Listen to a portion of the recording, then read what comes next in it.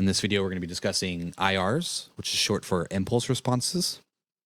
And in this example, we're going to be specifically talking about guitar cabinet impulse responses. But impulse responses can be more than guitar cabinets. It can be a capture of like a room or something like that. It's just like a simulated response. So when we're talking about guitar impulse responses, this little cabinet here, this would be our impulse response. Without it, guitar sounds crazy. And this is what like a real amplifier would sound like if you were able to listen to it without a guitar cabinet. It's not going to be pleasant.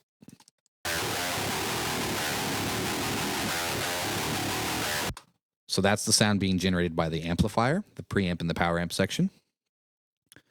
Impulse responses will clean that up and make it sound like it would sound like if it was coming out of a guitar cabinet.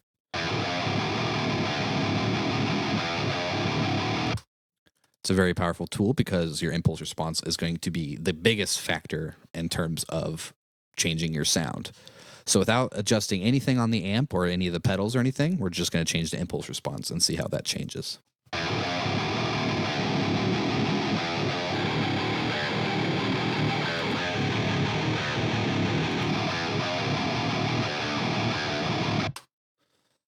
So yeah, when creating guitar tones, whether you're doing it digital or live, obviously impulse responses aren't going to matter live because you have an actual cabinet that you're miking up. But if you're doing digital, impulse responses are going to be the biggest factor in tone shaping.